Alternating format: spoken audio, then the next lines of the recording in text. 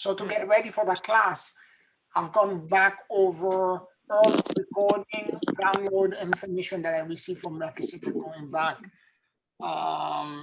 2009, 2011, to, all kinds of things. So the class will include not only an understanding of the biblical perspective of Melchizedek, with all kinds of other perspectives that are related to non-biblical texts. Some of them predate the Hebrew by Paul, Hebrew 7, when he talks about Melchizedek and his role as being almost a pre-incarnation, although he was a teacher of Abraham, a pre-incarnation of Christ. And if you keep, and then we're going to step out of that context into Melchizedek as a logos, which was understood around the time of Abraham, and he was not just an historical figure, but he was actually the logos, almost like the Holy Spirit, or rather the soul that animates this universe, and then the actual emerald cloister of Melchizedek. So all of that will be included in there and there's going to be, I'm going to be sending everyone in the class the actual past Melchizedek recordings, channeling. We're going to do the Antakarana. We're going to do the triangulation exercise, the celestial axis, the DNA reconstruction. It's going to hit all of the major points. And the class in itself is like a broad overview of what it is to be a priest of Melchizedek, to be a Melchizedek initiate.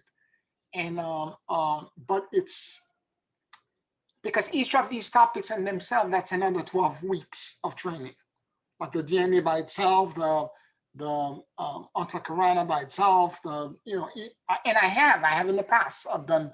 I did the DNA reconstruction for 5 years straight, every day, and in some form or another. So there's all of that information that I'm going to be bringing, almost like as an overview.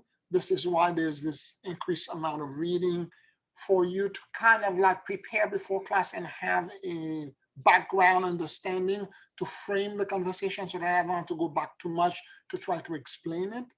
And also the past channeling and recording from Melchizedek. That way everyone can have that background information and understand how he showed up initially, and how over the years the information has transformed and changed and gotten clearer and clearer and clearer until we receive the initiation of this WISAC. And also the role that WISAC play on our initiation level. As we're increasing on our initiation level, the role that WISAC actually plays, okay? All right, so what I wanted to talk to you, any question or any comments about this, by the way, before I proceed? It's an advanced class. It's not gonna, I have to move at a brisk pace, and it's not gonna be, I'm not trying to confuse you, but it's gonna move differently. The rhythm of it will move differently than normal classes, because there's a lot of information that I need to put in 12 weeks, okay? But a lot of you already have that information. You've been studying with me for years. It's for anybody that's new, which is almost none of you, that would be lost. But all of you have been studying with me for years, so you shouldn't have a problem. You should be able to move through it because that information will be familiar to you already. So as it stands right now, the energies and the stuff that are moving around may cause some of you to have, somebody's trying to get in. Let me see. Yeah, I think so.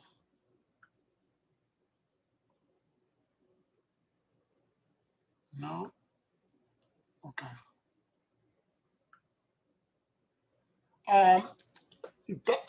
It may cause some of you the,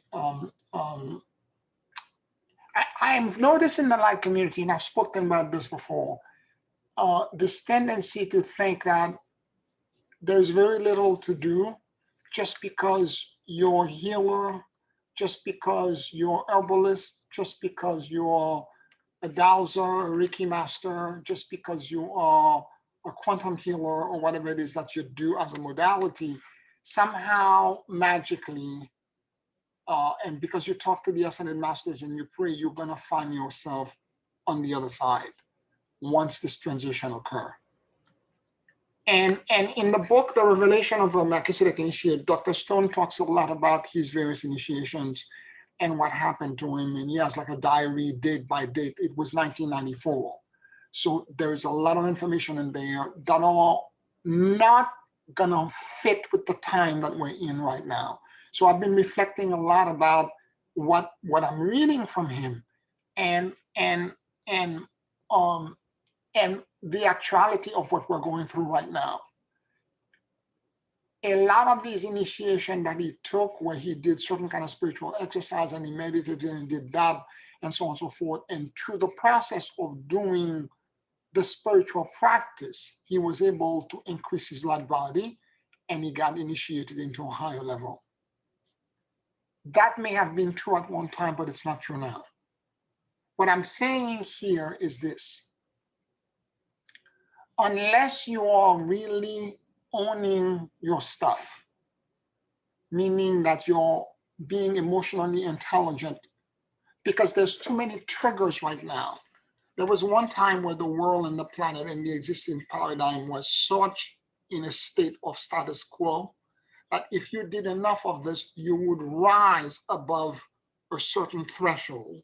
And when you remain in that threshold in a certain number of days, you were able to achieve light quotient increase, initiation level increase, and so on and so forth. Right now, given that the existing paradigm of the entire planet is being dismantled and things are being taken down and knocked down, and there is full demolition happening while you're trying to also ascend, while you're trying to increase your light body, and while we are still connected emotionally to various egregoire or group bodies, whether you're a human being, whether you're male, female, black, white, Asian, whether you are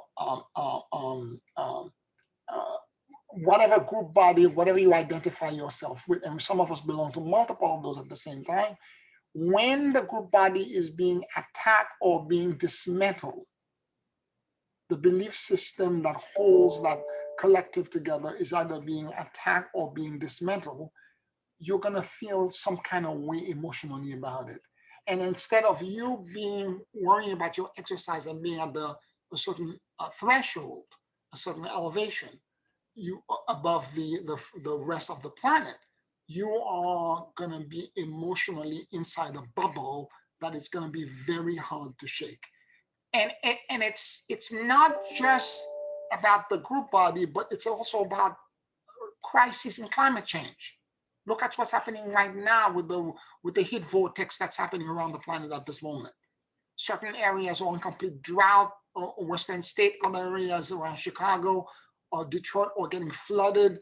There are all kinds of crazy stuff that causes a tremendous amount of emotional instability. It causes quite a bit of turbulence in the ether of the planet and a sense of confusion, a lack of clarity, and sense that you're not clear how to identify yourself as. This pandemic certainly has done that, because a lot of people identify themselves with the work that they did.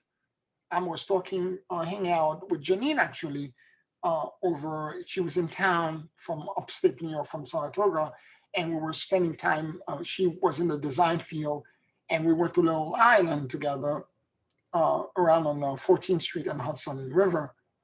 It's a beautiful place now. They spent $260 million to design that place. It's beautiful, stunning. Architecturally, these concrete piers that are holding this complex, 2.4 acre complex of gardens and etc., with all kinds of medicinal plant, including yarrow, echinacea, all kinds of stuff with trees. Anyway, it's extremely well done. And when we're talking about design and the freedom, how we both would love to be able to create something like this, and how the way the design profession is, how you're being constantly having to fight the client because they value engineer what you're doing. They constantly tell you they don't have enough money. And to have a client or patron who says, the project had its problem, it almost never got built. It's been 10 years in the making. But at least you have a sponsor that says, here is 260 million and build this, without pinching every penny and trying to tell you, no, it's too expensive. So that part is great. But she and I were talking also about identity, and how she was talking about the fact that she's been, she closed her office about 2 years ago, and she's feel like she's a bit lost. Like she doesn't know who she is or where she is. She's in Saratoga, but she doesn't know what's going, what's coming, because she's in transition. And all of us are transiting. And to a degree, I feel the same way too. I'm transiting and I'm becoming something else. It's like the caterpillar that's inside the cocoon. And when you go inside that cocoon, you enter to a state of chrysalis where every cell in the caterpillar becomes like a liquefy and becomes like a mush. This is why sometimes they gesticulate, because everything is being destroyed. It's literally, this is exactly what's happening. Everything is being dismantled. Who, what you thought you were, you're no longer.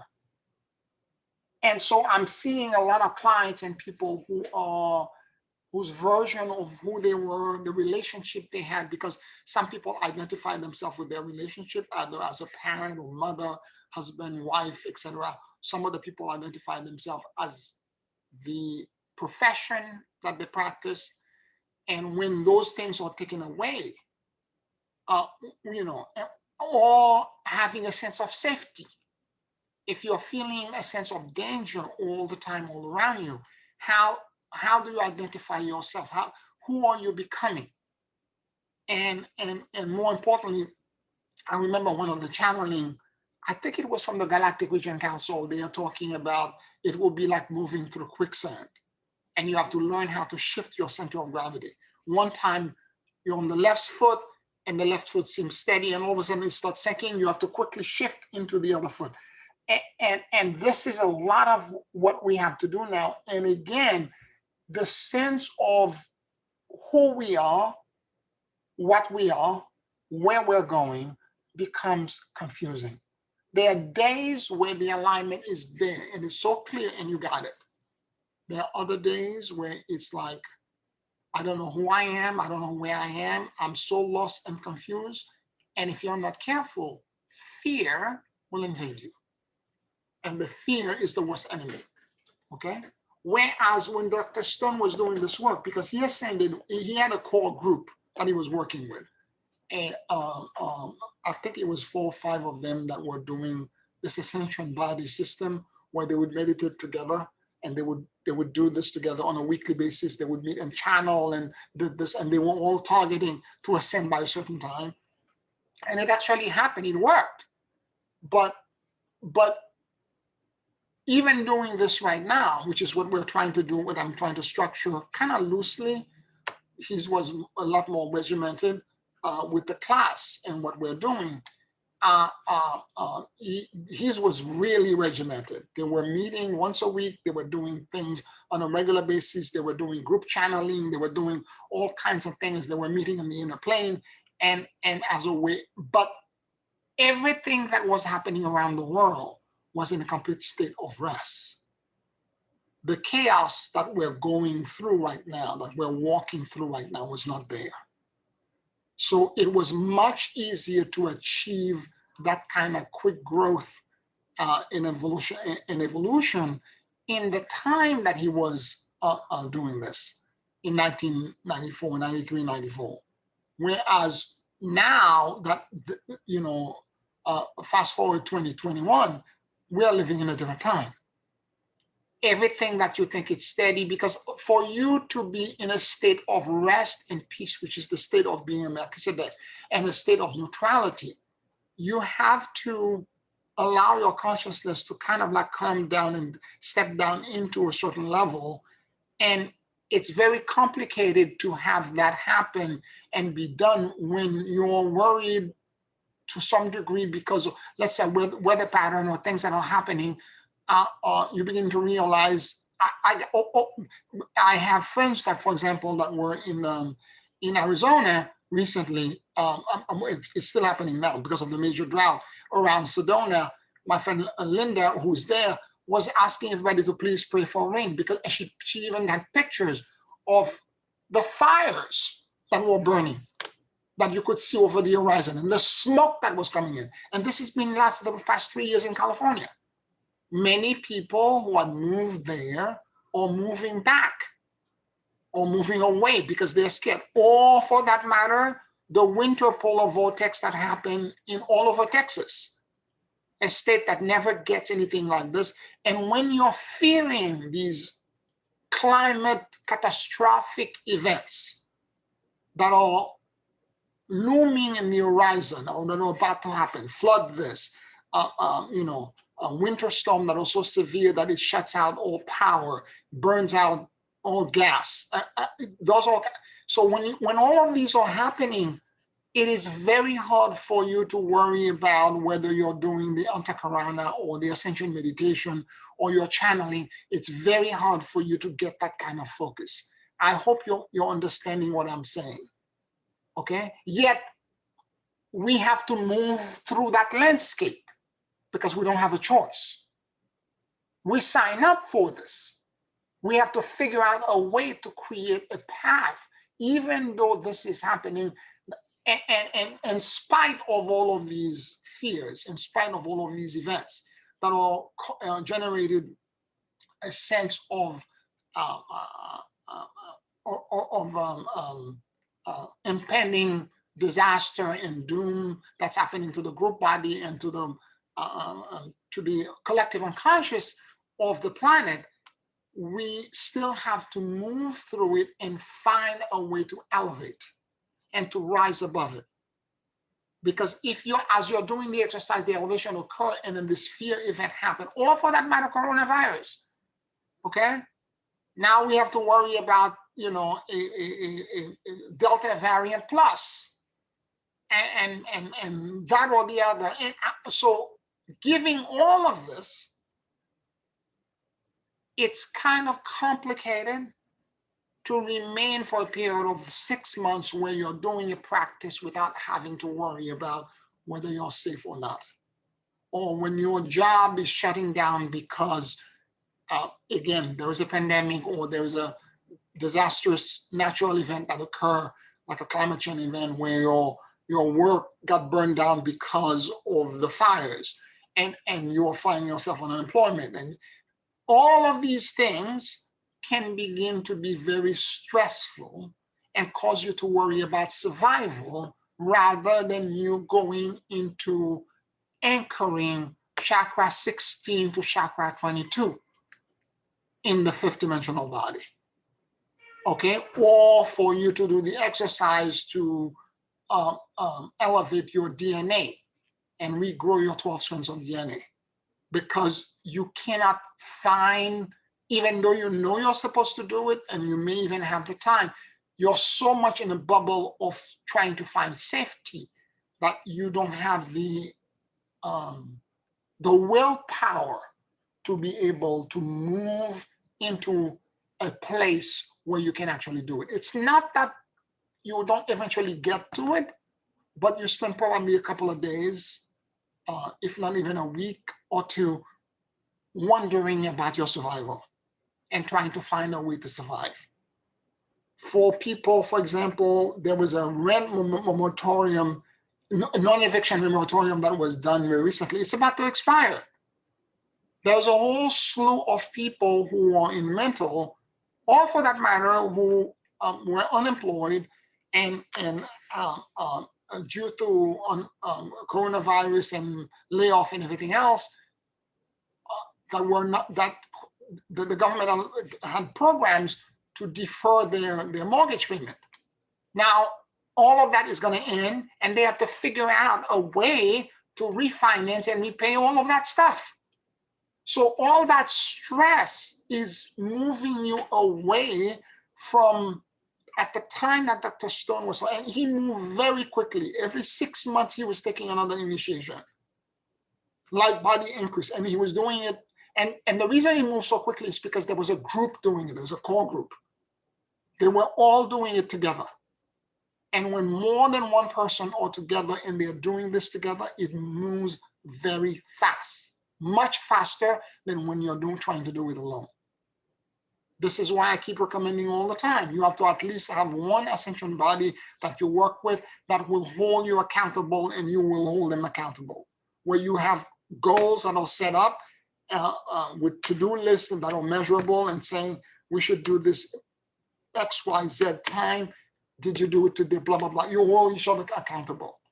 And what happened is that when you sync this way and you're doing it like Dr. Stone did, like for example, every week they would meet and they would do group work together, not in meditation, but during the meditation, they would go in the inner plane, they would talk to the ascended masters, and they would dream about each other because they were so connected, spiritually linked to ascend together. They would dream and get insight in the other person, growth and evolution, and the other person would dream about them, etc. It has happened in our group as well. We certainly have done that. Has happened in our group as well. Many of you have dreamed of me, and I've dreamed of you. Some of you have dreamed of each other, and you've got insight, and you were able to share the insight with them. But he did this in a very regimented. Dr. Stone was an overachiever, and he was extremely disciplined. Extremely disciplined. When those of you who are taking the Melchizedek class begin to read the book, it's a beautiful book. Don't get me wrong, the book is beautiful. But at the time that we're in, he wouldn't be able to achieve this. Because again, we are living in a completely different time. We're walking through quicksand and there's turbulence everywhere. So to try to achieve this at this time, you would have that. But I'm not saying this to try to say that we are at a disadvantage. Okay? What I'm trying to say is that the kind of ascendance that we're going to get, instead of simply ascending in a kind of like, because what you have to do in order for you to manage the emotional disturbance and the external mirror that the world is playing for you is that you have to now deeply work on emotional intelligence, social intelligence, and spiritual intelligence. And because of this, the kind of ascendance we will achieve full body ascendance. Not just, energetic ascendance when the energy body goes up, but full body, full cellular body ascendance. Because we will now have been tested by the crucible of the trial and tribulation that are laid in front of us, because it's not going to end anytime soon. The end in sight only will occur only will only happen in 2027 at the next Wesak blue moon, which means during the Taurus full moon, the Taurus month in 2027, there will be 2 full moon in that Wesak, and it happened once every 19 years. The last time it happened was 2008. And when that happened, it's actually a Melchizedek event. When this is why Wesak is so important to me, although the successor of Dr. Stone, Gloria Excelsius, doesn't celebrate Wesak anymore. She's doing other things. I'm not involved with them anymore. I don't know what they're doing. But I'm still holding Wesak because Wesak is connected to the order of Melchizedek. and it's connected to ascendance. That, because if you do it and you do it right, every resac that you participated in, your light body and your initiation increases. So it's important for us to understand this. And particularly the blue moon resac, which happen every 19 years, it causes tremendous amount of shift. If you can imagine, the regular resac is connected to the full moon in Taurus. If there are 2 of them in 1 month, you get double the energy. And once 2027 resac passes, things will start to get better. But up to that point, it's demolition. So we need to be aware of this and understand that the challenges that are being presented will open ourselves up to the work that really needs to be done. I have offered all of you, and for those of you who do not have it, and you want to revisit this, I will send you a PDF with all the links to these videos. I had done 9 training on emotional intelligence, and I'm going to give it to anyone who asks of it for free, as a way for you to be able, on your own, because I'm not going to go over this again. I've done the class already. Because if I have to keep going back and redo everything, I will never end. I will never move forward. Okay?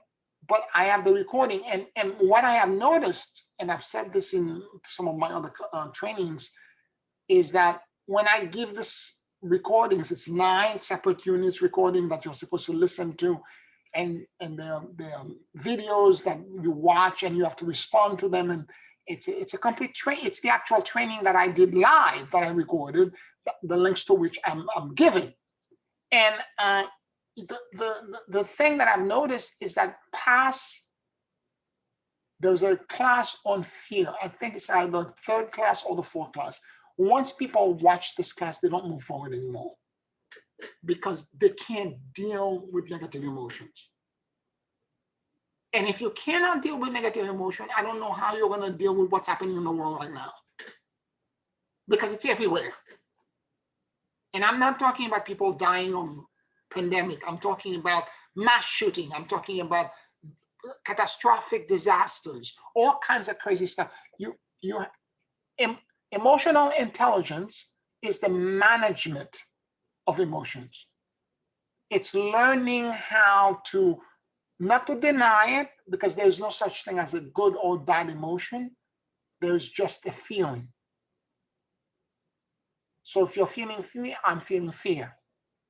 And it's a feeling, and it's no moment in time. Just because you're feeling fear now doesn't mean you're going to remain in that space for the rest of your life and you're in panic. I got to get out of it. I got to get out, and I got to change it into something else. This is complete craziness. But rather, go to the bottom of it. I'm feeling vulnerable and emotional about this. I'm in fear.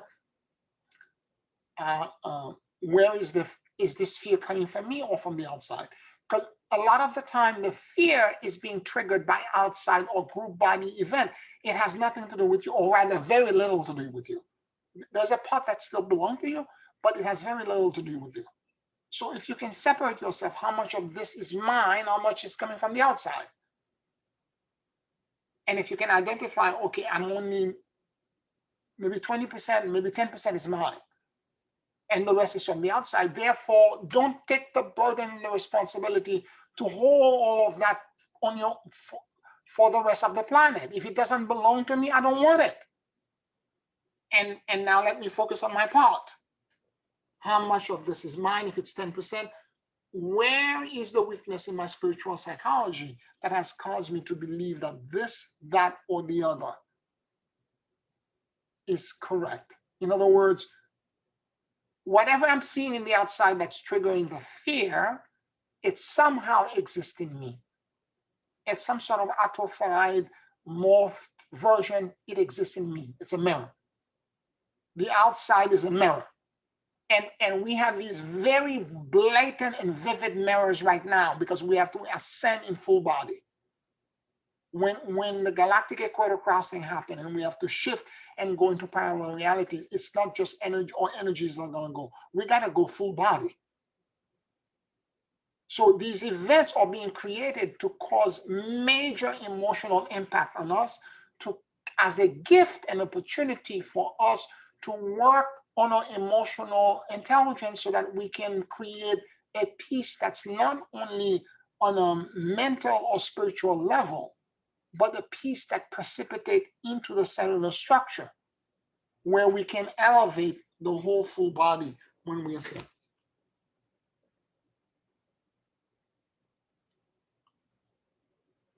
So as situations present themselves and we are in the process of shifting and moving and going about our relationship, and again, you would have to be completely tone deaf to not realize that over the past 2 years, we're traversing a different landscape. Nothing is as it was. Nothing is the same anymore. Okay? Who you are, what you are is perpetually becoming.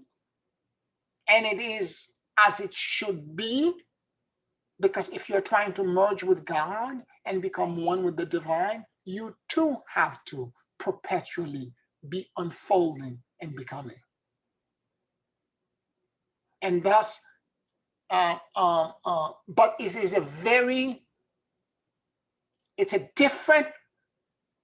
it's a paradigm shift. It's a different set of belief, because whereas before you would park yourself into, I am the healer, I am the giver, I am the provider, I am the I am the political activist, I am the you identify with something, whereas now so many things are happening that you don't know who you are anymore. And Janine and I spent a long time on Friday talking about this kind of unsteadiness, this kind of like trying to find what you are becomes like the key to discovering the truth of your nature. Because you may think you're Bambi, and you might be Ursula the witch. You may think you're Ursula the witch, and tomorrow, and then the next day you realize, no, I am actually Tinkerbell. And however, whatever shows up for you, you have to learn how to process it. And this is where these trainings, particularly the first one that I'm offering, 21 WASC, if you do this and you finish it, you're going to have a great skill set to deal with everything else that's happening around us.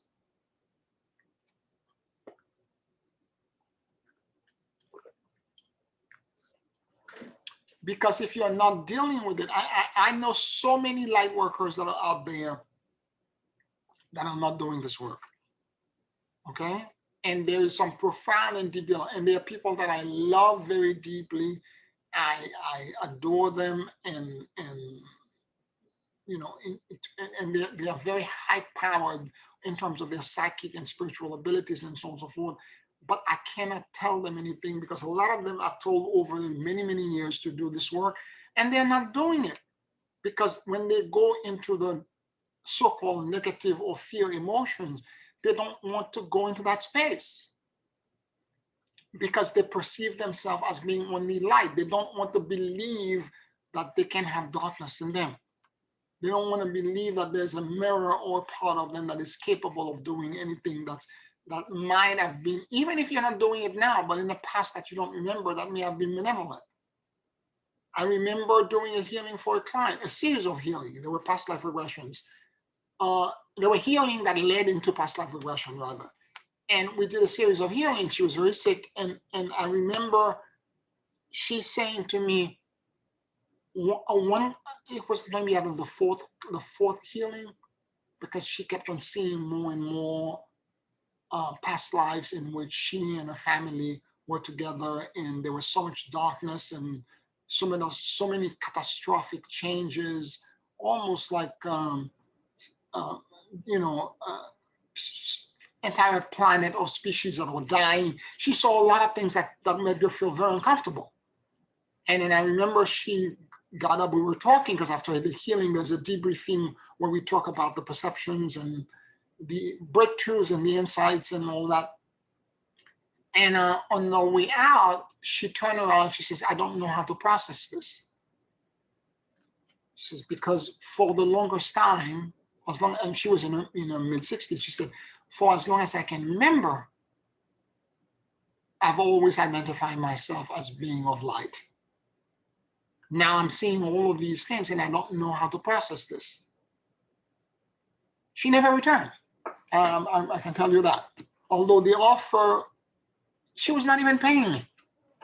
I was doing this pro bono because she's a friend. She's somebody I love very dearly. And she says to me, I don't know how to process this. And I never heard from her again. And what I'm saying is that you have to be prepared to understand that what emotionally trigger you on the outside and make you afraid or makes you become a militant and wanted to change things and to try to, go into battle or combat, that same thing you're trying to change exists in you. The things that you're blaming out, that's out there, that you're saying it's wrong and it exists in you. In some form, it exists in you. That's why you're so upset. It's a projection. And if you can recognize this is psychoanalysis 101. And if you can recognize this, then you can go inside of yourself and own the part that belongs to you. And say, the reason why I'm so triggered about this and I want to change this and I want to do that is because there's a part of me that's in that same state, or the behavior that I'm angry at, it's either I've been victimized by it, or I've done it to other people and I'm camouflaging it.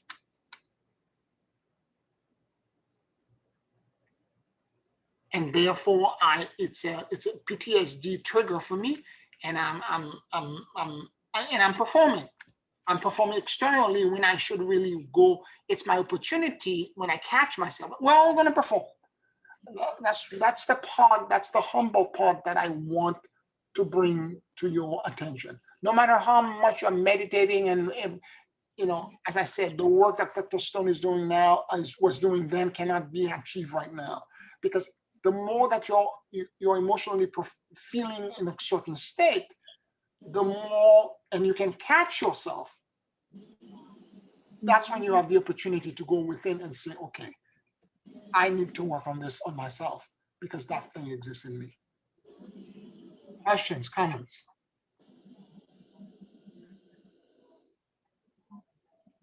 And that's when you make a choice, either that you want to do better, and that's how you'll get liberated, by switching from the darkness to what it is that you really want to be. That's right. And again, the darkness is internal, it's not external. And to the degree that you can accept the fact that these are all opportunities for you to change, to transform, to evolve, to figure out who you are, what you are, to get, to the degree that you can understand all of this, it's to the degree that you will snap, change. Correct. And the change is going to be much more profound and much more fundamental, because it's not just mental and spiritual body. It will be full body, cellular, everything. And the ascendance that's going to occur, literally, it will shift.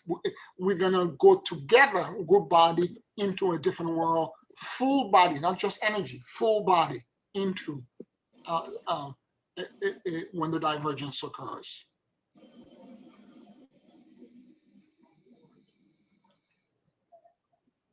So we have, and it's not like we have a choice. Okay, I'm just I'm just telling you this because I don't think anybody has a choice right now. All of the light workers I'm talking about, dear, dear, dear loving friend of mine who are not doing this work, including this woman I was telling you about that I did the healing for. She's not doing this work, although now she's doing something that I was imploring her to do at the time and she couldn't do, which was to pray. She's praying right now, which I think is a progress and move in the right direction. I love this woman a lot. She's a good soul, and I wish her family to do the work that's necessary so that we can go to the same place, but I cannot do the work for her. I've offered her so many times to do this, that, or the other. She was asking very recently, how do you meditate? This is somebody who's done energy work and light work. She's in her 60s. She's been doing this all her life. So she's so confused about having a practice. She doesn't even know what to do. So when this occurs, you begin to realize that people are not. Okay, I'm going to mute you. I'm making noise. I'm sorry. So you realize that people are doing other things. I'm seeing, and okay, the best way I can say this to you, a lot of these light workers, friends of mine, their words and their action do not match. And this is when you know there is a problem. When they're talking either on mass media or to you, what they're saying is beautiful. Everything is light, everything is wonderful. They're feeling ascendance, they're getting closer and closer to this initiation level, they're getting closer to this, that or the other. Everything is moving elegantly and beautifully. Yet when you begin to ask them about their life, what's going on with them, when you observe, because a lot of time people are masters of self-deceit, and they tell themselves lie, and the greatest lie, or the one that we perpetuate on our own self. But what happens is that once you pass that, and you move into trying to figure out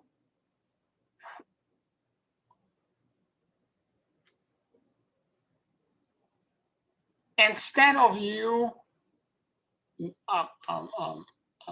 asking them about themselves, observe their life. Just look. You have eyes, just look. Be neutral and look. And you will see the chaos that exists in their life. They're running after this, trying to fix this. They're running after that because that doesn't work. They're running after, and the peace, the serenity, and the light that they're claiming to be in is not there. Now, on the other hand, there are other light workers that are out there that are realizing that the turbulence and the chaos is really kicking their butt. And they're talking about it. But they're talking about it as if it was the term that they use as an umbrella to put it under the rug, Ascension symptoms. I'm having a bad time emotionally, I'm crying. Yes, just yesterday, light worker, I hate being an empath and blah, blah, blah, and I'm crying all the time and I'm doing this, blah, blah, blah, blah, blah, blah. And she complained, she made all of this list of stuff. And there's nothing I can do about it. I can snap out of it. And she went on in this rant. And I came this close to writing her a private message or responding on the post. Then I decided, you know what? It's none of your business. She didn't ask you for anything. Stay out of it. I know her socially, but I don't know her that well. And I'm not going to volunteer for help because a lot of time you put your finger on something, it's a trap. So I have to follow my own instinct and intuition and stay out of this. And what I can say to you is this. I certainly wish her the best, but a lot of them are, you know, I'm just an empath. That's the other excuse. I'm just an empath, and then I have to suffer through this. I'm just an empath. No, you lack proper boundaries. That's what it is. You don't have enough emotional intelligence to separate yourself from other people. That's the problem. It's not ascension symptoms, and we're all going through this, and everybody is like, and they're saying yes, yes, yes, yes, we have the same thing and all that. No, I'm not saying that there are moments where the energies are not rougher, because again, in the magnetosphere of the planet, the 3D grid is being dismantled. So in yet, since we're corded to it as well, and we're still trying to survive, when it's being ripped apart, we're gonna feel it. And sometimes the experience is not pleasant at all. But I'm not gonna say this is a ascension symptom, because that's not what it is. It's the dismantling of the 3D grid in me and in the ether of the planet. And what is an ascension symptom is me trying to rewire myself and elevating. See, it's me doing my spiritual practice and getting insight. And sometimes the insights are turbulent, because it's asking of us that we do repair for past damage that we did to ourselves and to other people. That's ascension symptom. But what they're talking about is just a bag in which they put everything in as a way not to have any responsibility or any to do. Because when I notice, for example, that real ascension symptom, like I'm getting revelation and insight into something that I may have done in the past, in this lifetime, past lifetime, that was damaging, I move to repair it. I go in to try to change it. I go in trying to alter it. I go in trying to, do whatever is necessary so that I can be in a better place. Do you understand? So for me, it's not just a question of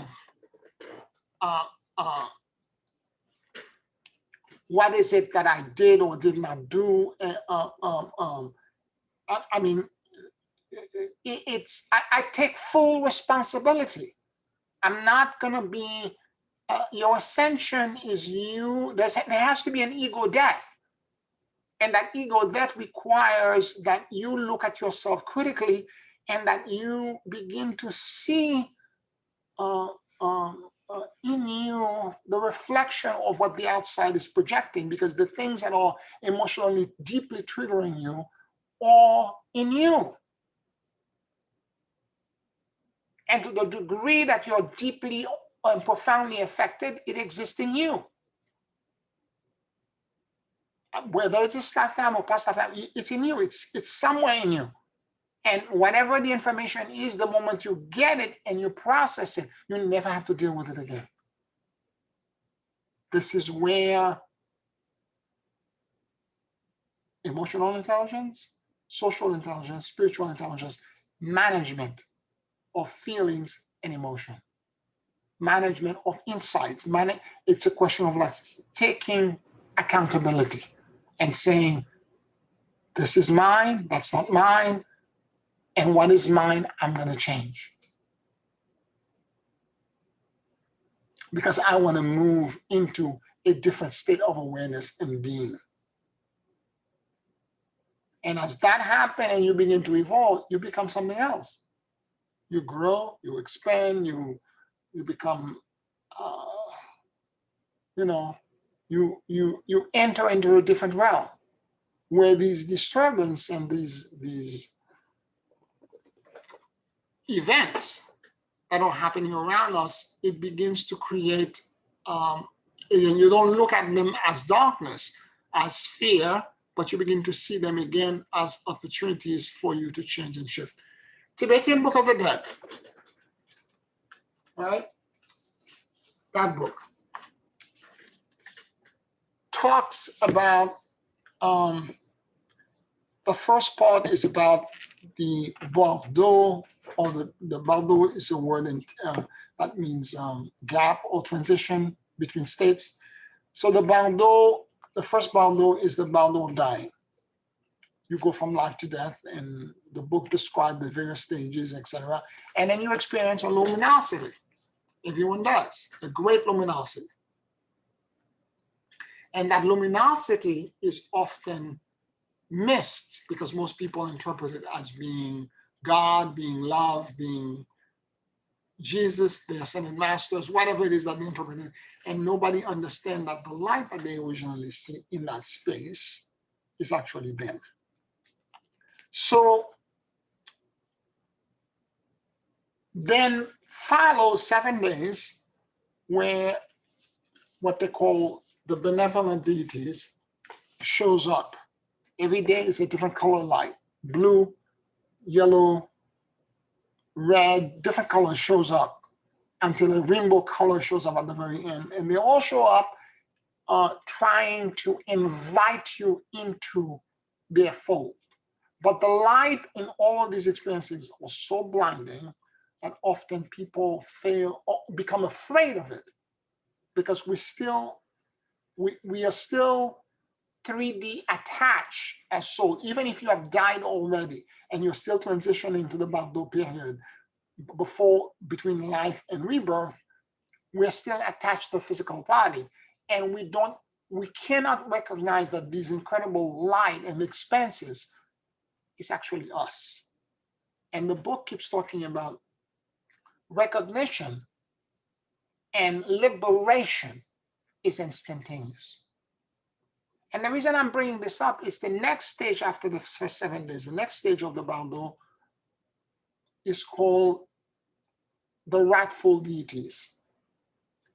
All of a sudden, everything changes. On the 8th day, it becomes this incredible monster that's as big as the sky, voice trumpeting, screaming, thunderclaps, multiple eyes, blood gushing out of his mouth, holding dead bodies, screaming and yelling and charging toward you.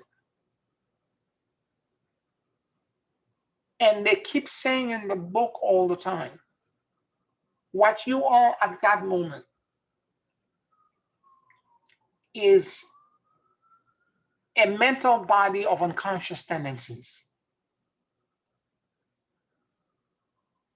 And therefore, your emptiness. And what you're experiencing is being created by the mind of this mental body of unconscious tendencies. It's a reflection of the demon that's in you. You're creating it. And they said, the moment you recognize it's your own mental projection, it's your creation, the monster disappears, and what you see falling out of the skies are rose petals. And right as this rose petal will begin to fall down, a Buddha will show up to invite you into the luminosity. And this continues day after day after day. And why I'm saying this to you is because the planet collectively, right now, we're transitioning between now and 2027 into a new dimension. We're transitioning between now and 2027 into a new dimension. And I'm not talking about even parallel realities, because parallel realities are horizontal to us. We're talking about a higher dimension, which is vertical.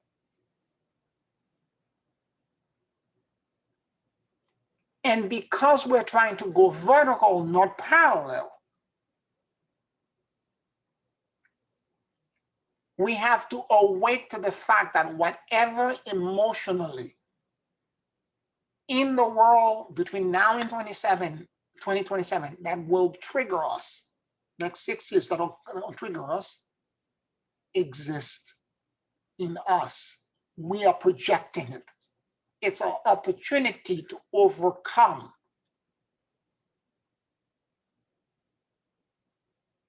And as we overcome, we're gonna, and if we overcome and realize we are creating it.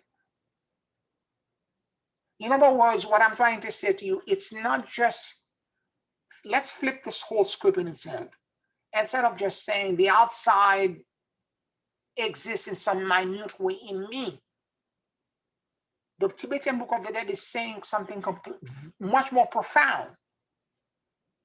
Through the text, what it is saying in the Bardo of Living, it's saying this simply: I am creating my reality.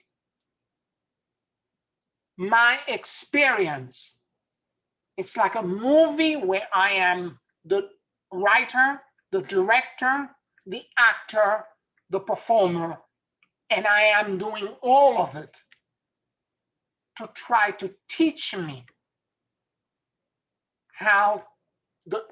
about the true nature of abstract and pure consciousness.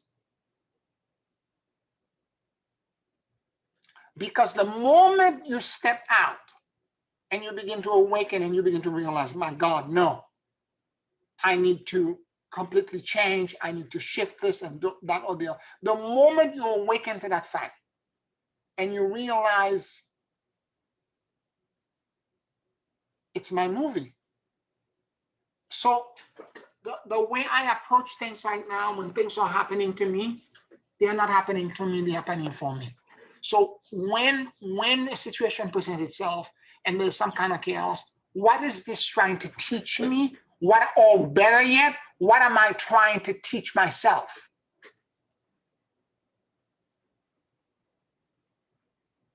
What kind of insight is the rightful deity at du jour, at the moment, is trying to teach me?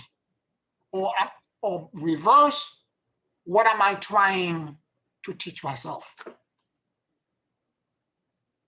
Because I'm creating it.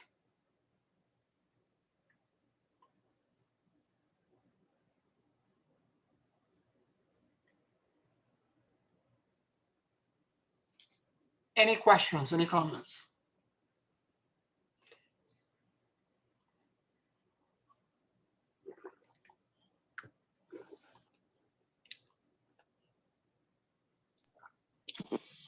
I just want to give a testimony.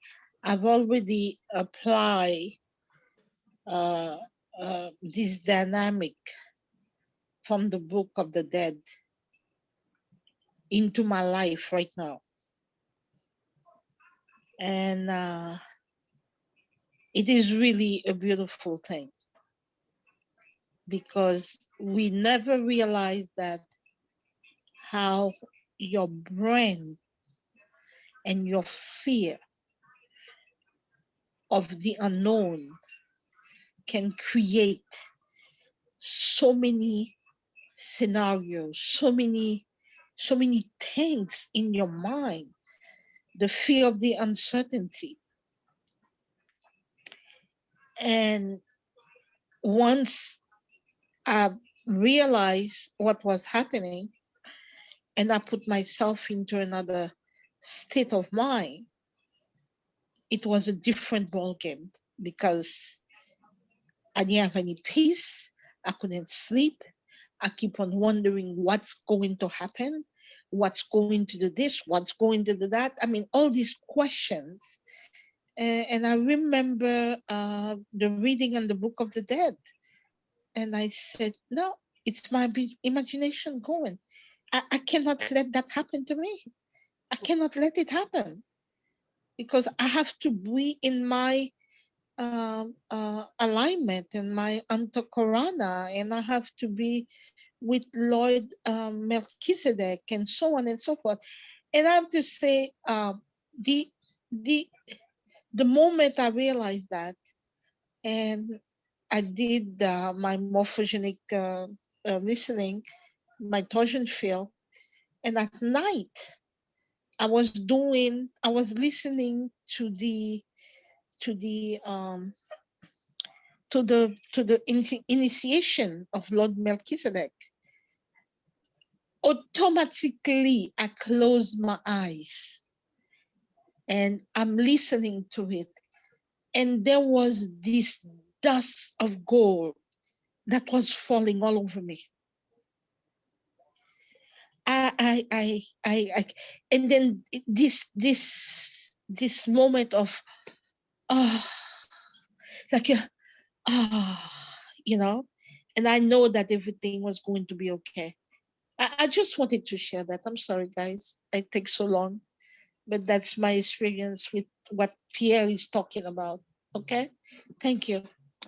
You're welcome. No problem. Anybody else?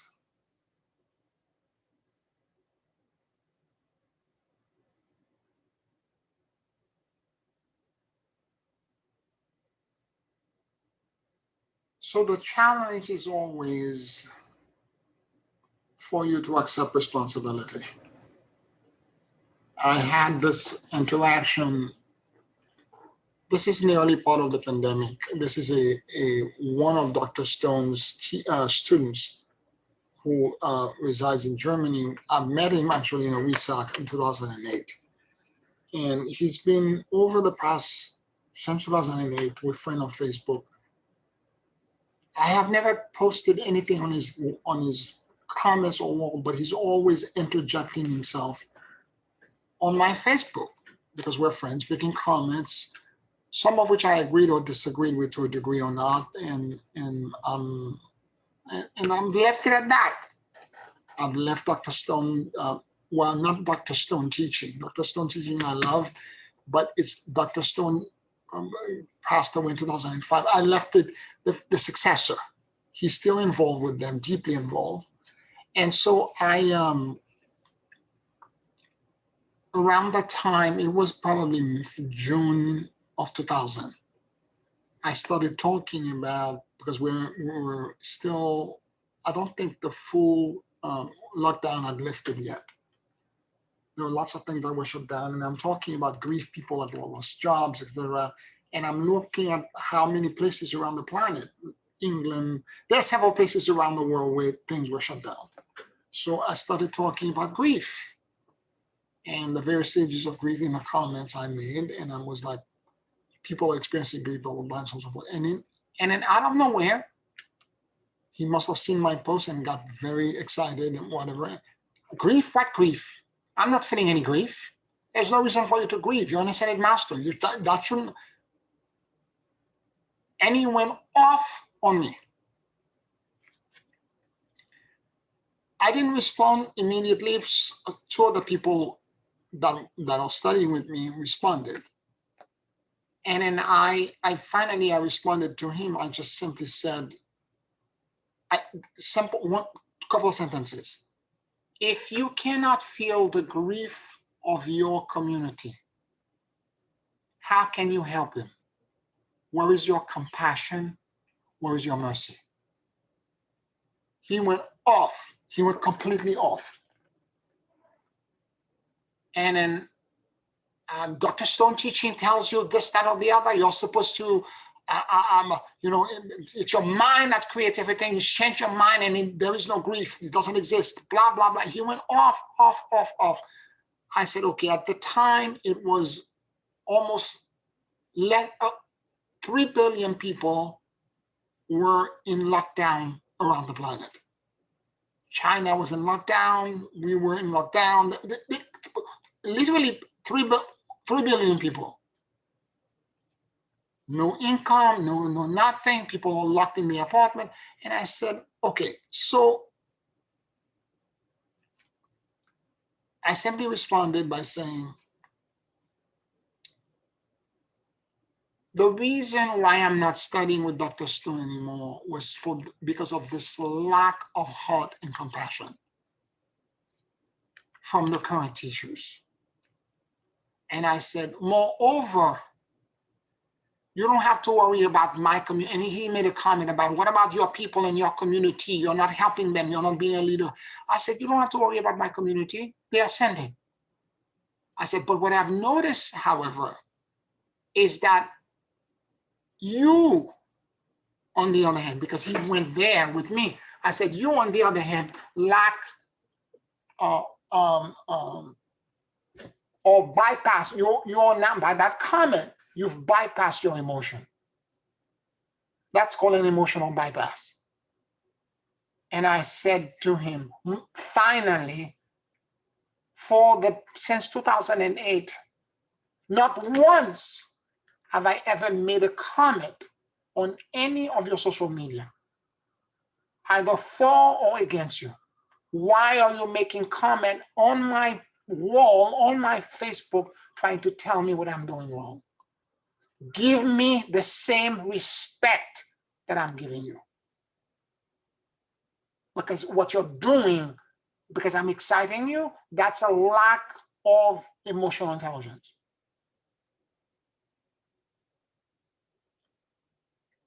And then he responded, well, I respect you. I respect you, brother. And that was the extent of he kept on saying more things. I just ignore it. And that experience is certainly emblematic of a lot of people. And I know right now, because he lives in Germany. Germany just is going through it right now with coronavirus, because at the time they were not experiencing anything. But if you're claiming to be an ascended master and you're walking around telling everybody that you're an ascended master, how can you not feel that almost half of the planet is suffering? And if you don't have that kind of, Kuan Yin, all these ascended masters have mercy and compassion. And if all you're doing is energy work, and to keep you at a certain level, you're bypassing the entire emotional body. This is the point that I'm trying to bring to your attention. And if you are, by this illustration, and if you're bypassing like this, there is no real ascendance. What you're experiencing is false ascension.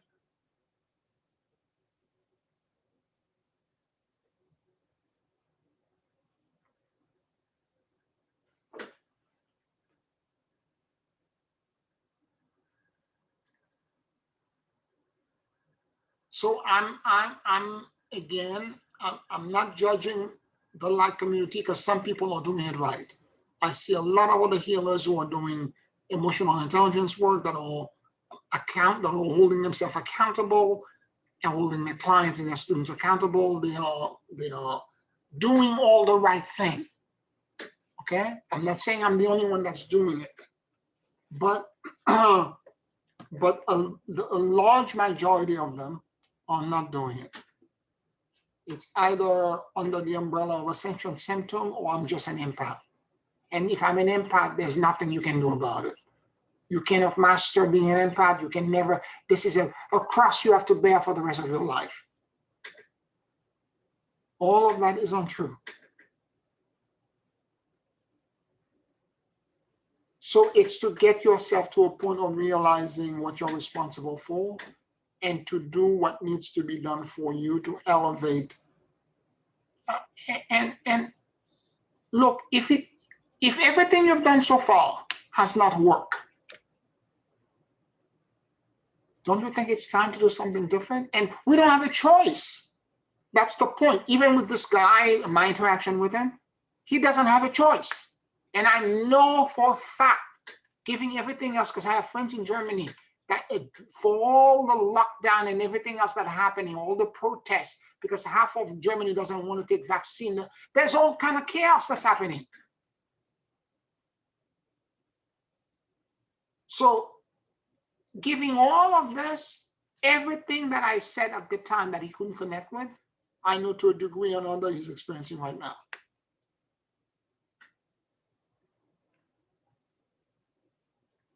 Life is a great teacher.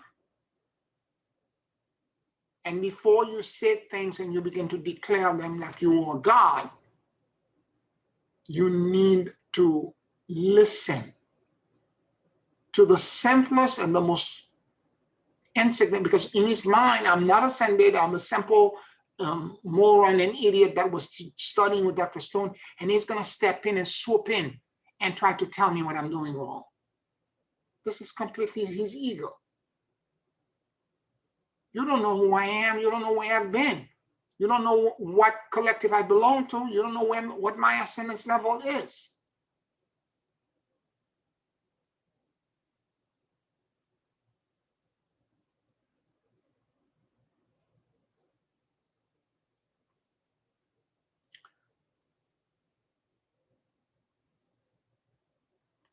Pay attention.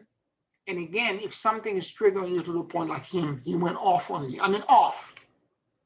Several of you who are in the call right now saw the post and responded to it to a degree or another. I mean, only one comment, a couple of exchange before that, and one big comment, and that's it. I'm done. I'm not responding. I'm not going back and forth because I'm not triggered. I just wanted to state the facts and tell you that to give me the respect that I'm giving to you. Because what you're doing is a bully tactic, and you're trying to bully me. And I will not stand for it.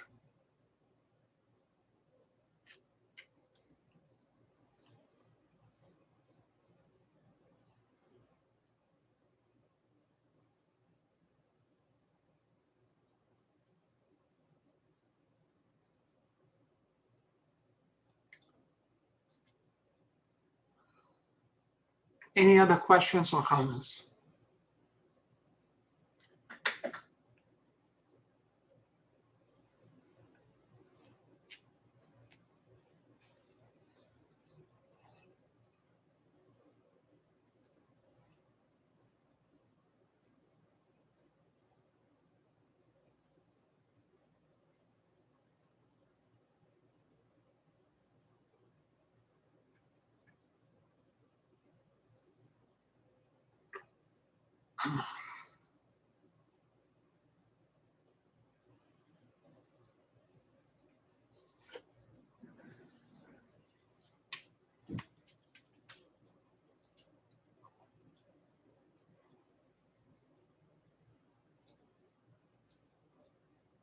All right, let's take a 5-minute break. And then when we're done, we will do the closing meditation. 5 minutes.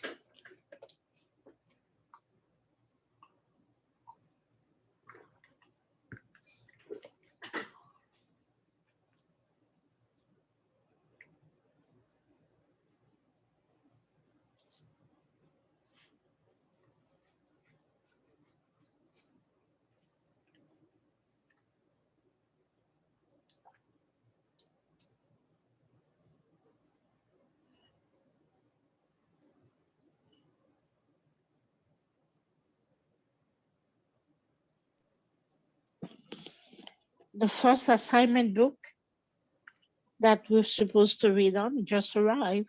Okay, wonderful. Yeah. Wonderful. They don't even have it anymore on that. They have it for $45 now. The Melchizedek seal and scroll? Really? Yeah, I got the last one for $15. Okay. Everything else, it's when you look at on the site, it's $45, $52. They might have used copies. You have to go. There's the little button sometimes that says use copies. You might find it. They don't even have that. They don't even have that little button, because I got the last one on the little button. Okay. Okay.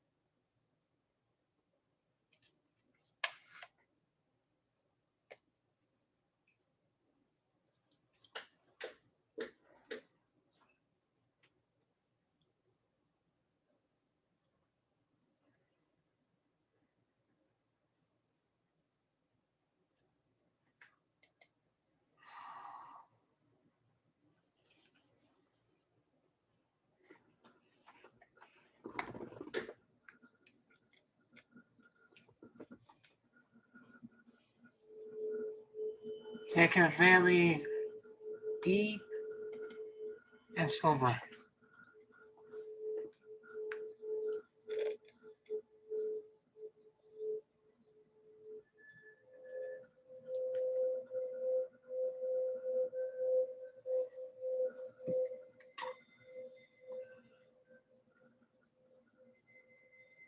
And as you inhale and exhale deeply and slowly,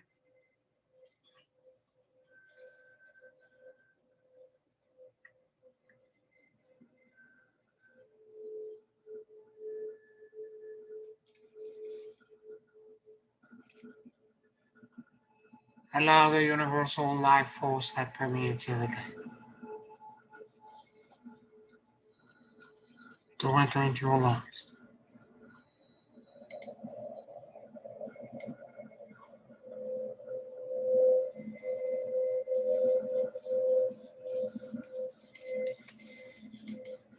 Keep breathing deeply and slowly.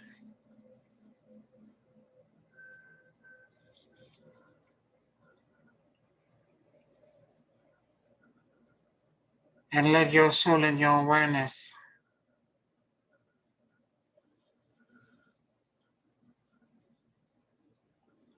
drop in the middle of your chest.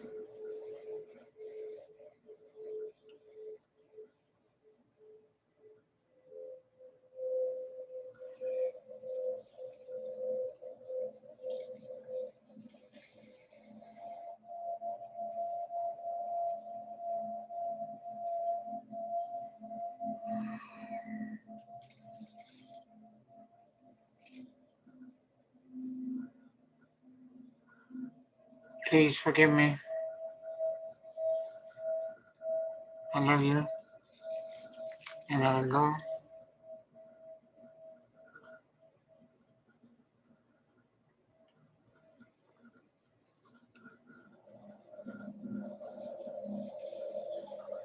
Please forgive me.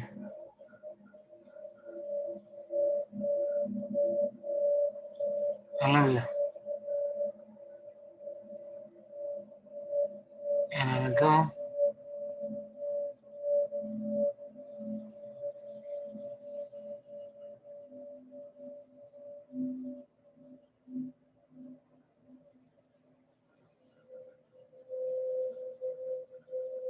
Let your head and your entire consciousness drop in your upper heart, in the middle of your chest.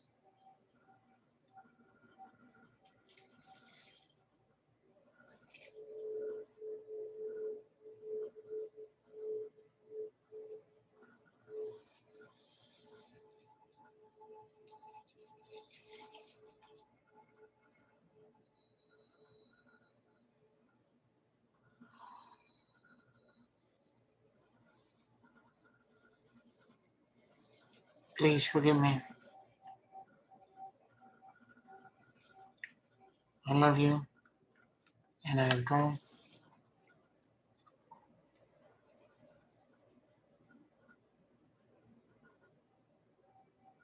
Please forgive me. I love you. And I let go.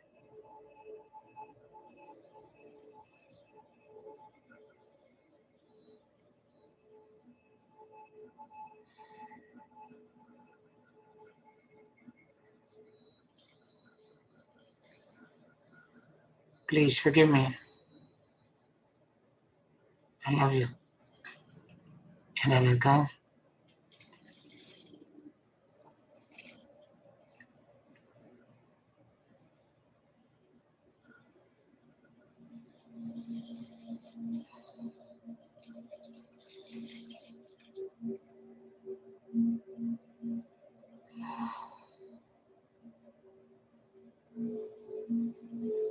Become aware of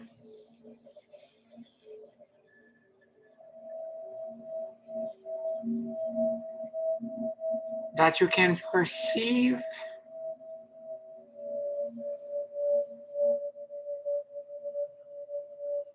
360 degrees all around you.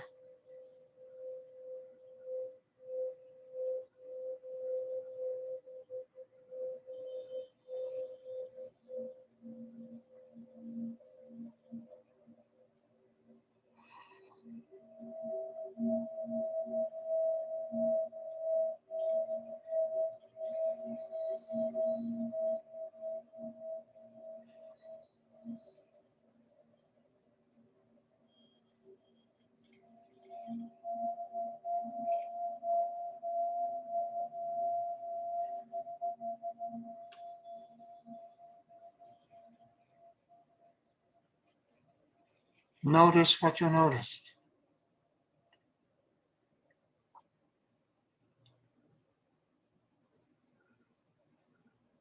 As your head and your heart begin to sync with each other,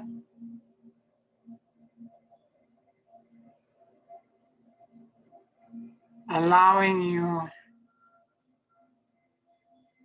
to know, feel, and perceive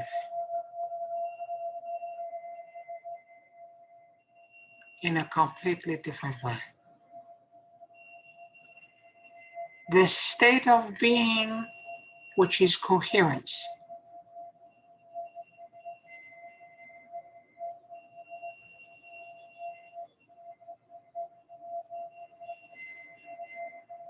bypass all of your five senses.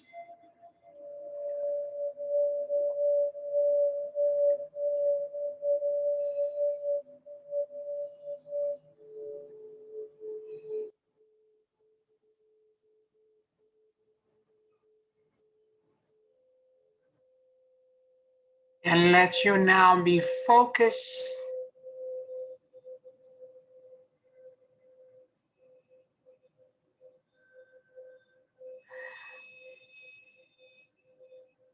in the emerging sensations,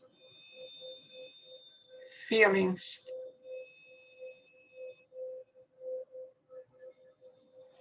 insights, and downloads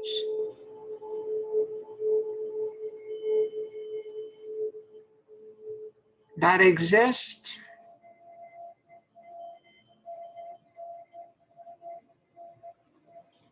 in the higher dimensions.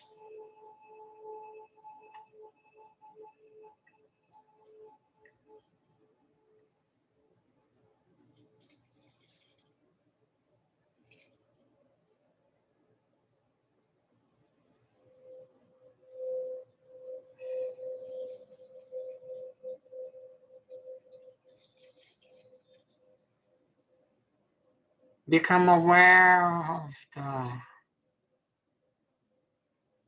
receptivity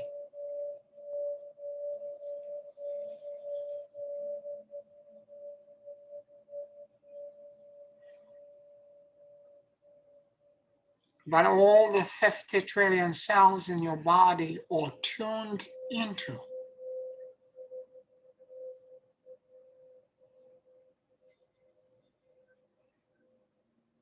To allow the elevated, expanded,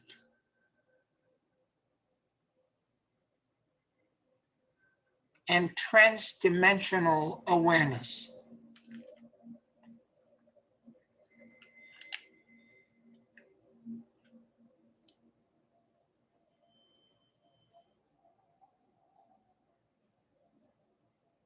to show up for you.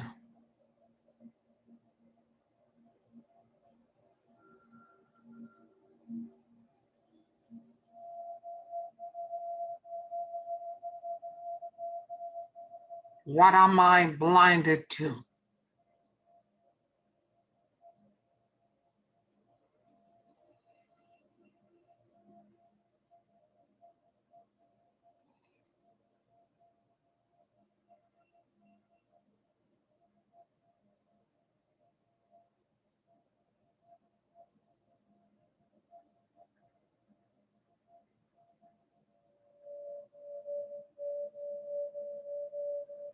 What am I not seeing?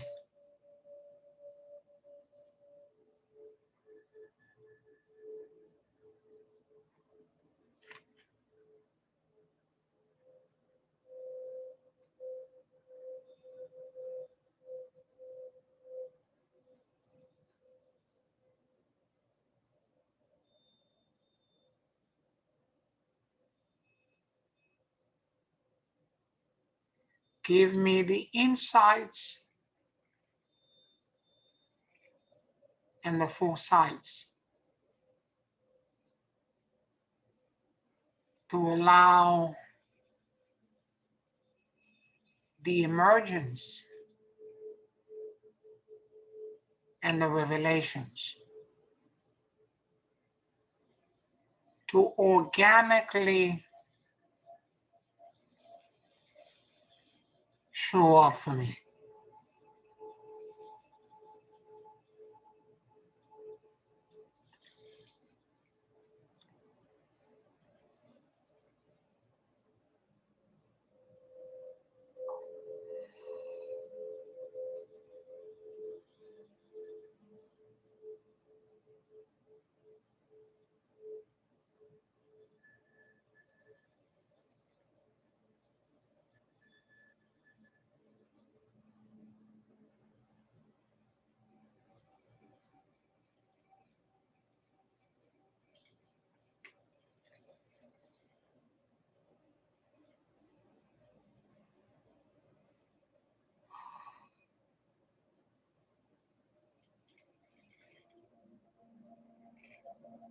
I release all attachments,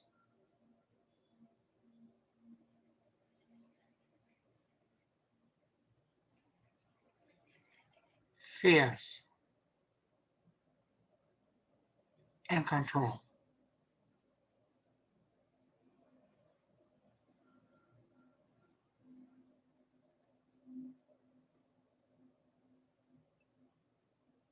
And I surrender to the great emptiness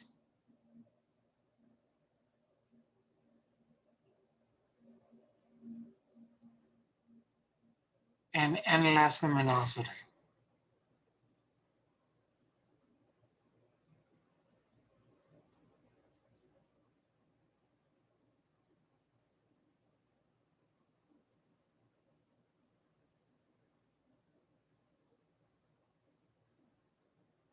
I release all attachments,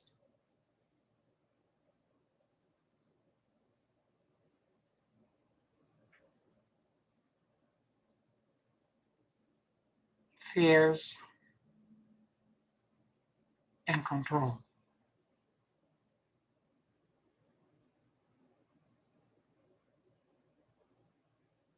And I surrender to the great emptiness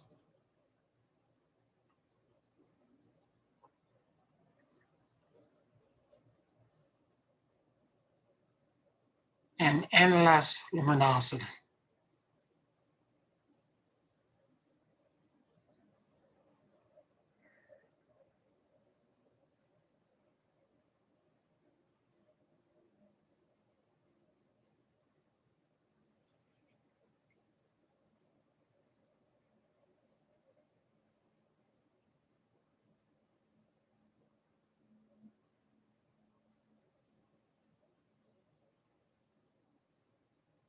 I release all attachments, fears, and control.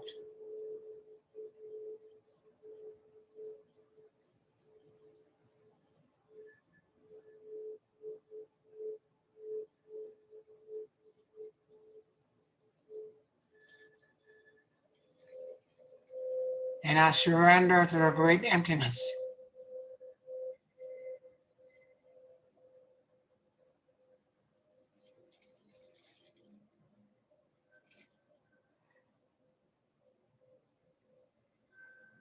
and endless luminosity.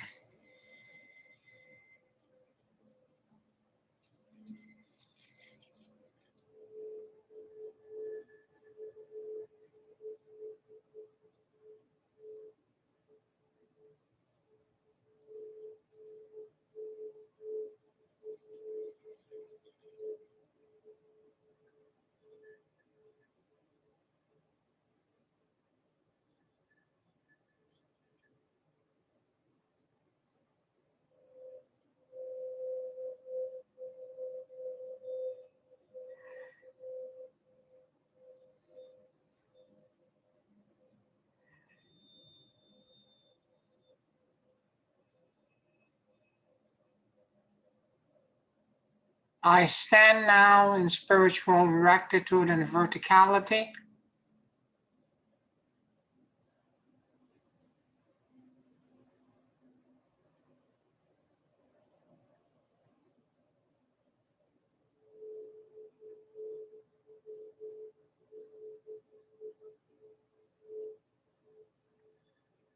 Aligned to these truths.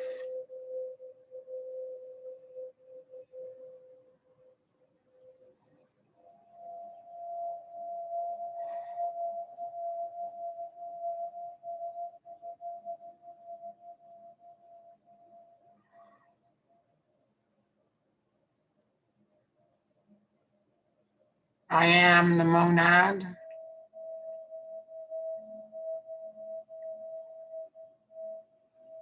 I am the light divine.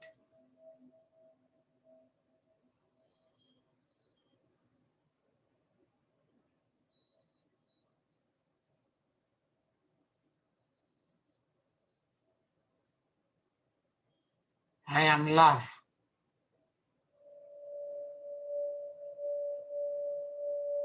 I am will.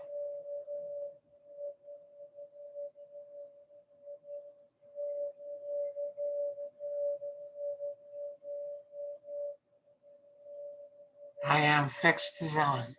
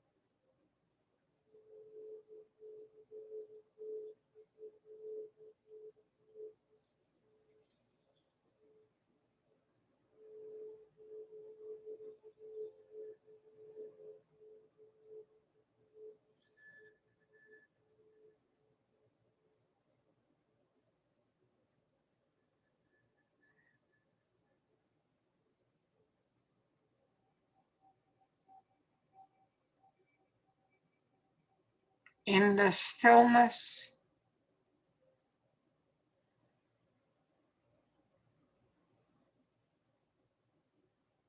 and in the rest,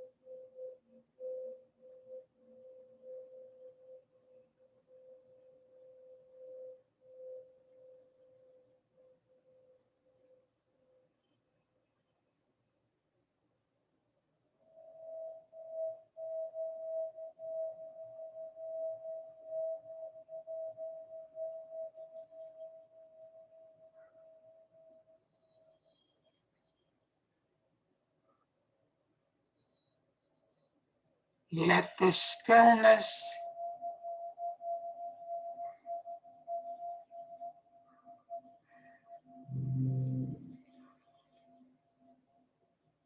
that is not muted.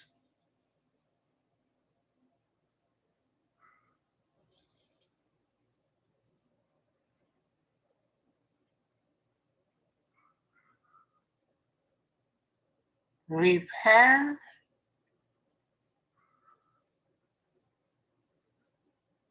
heal,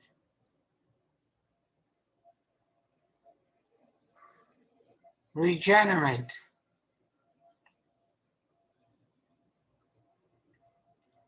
and restore my entire consciousness and physical body.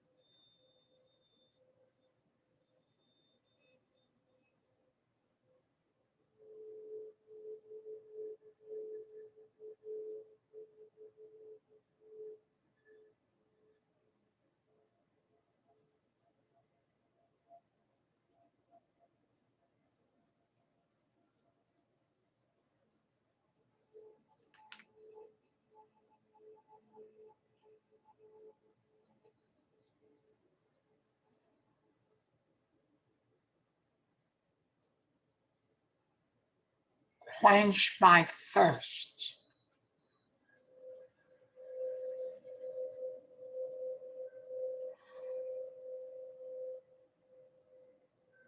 Restore my body.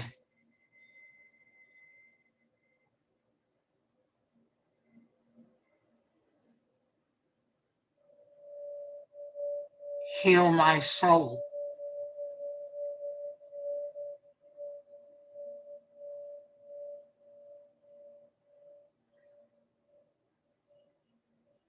And elevate me into ascendance.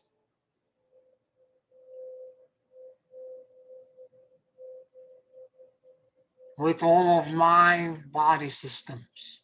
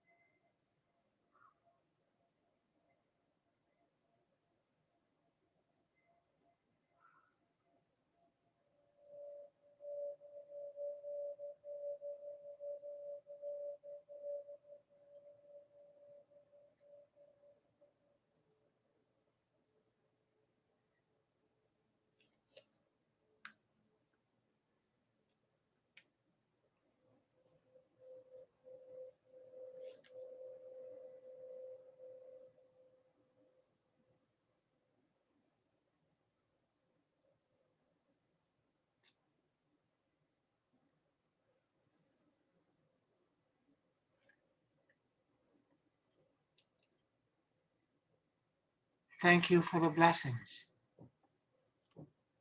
I accept the gifts and I receive with gratitude. Thank you for the blessings. I accept the gift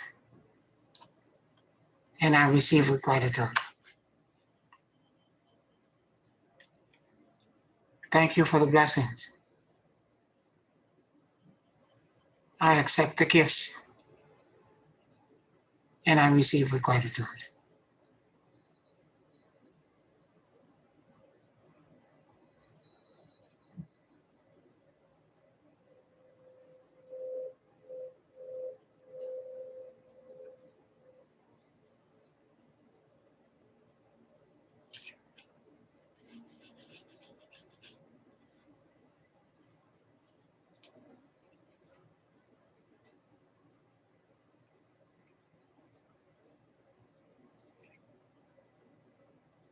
Take a very deep and slow breath.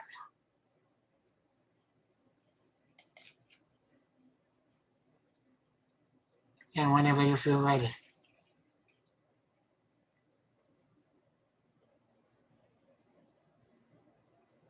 you can open your eyes.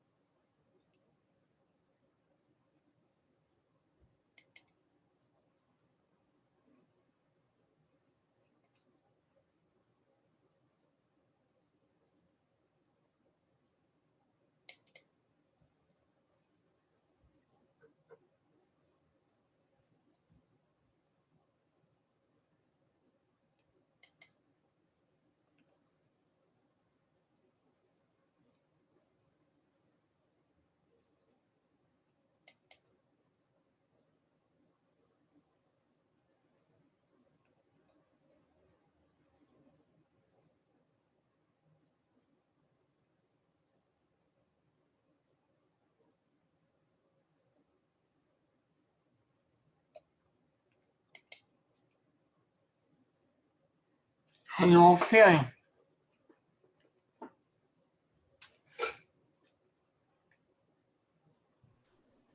Thank you, Pierre. You're welcome. You're welcome. It was very powerful. Deep gratitude, Pierre. Thank you. You're welcome. Thank you. Thank you. You're all welcome. You're all welcome. I'm reminding you as well before we close that next week we have no classes because it's the 4th of July weekend. We will reconvene in 2 weeks. Okay?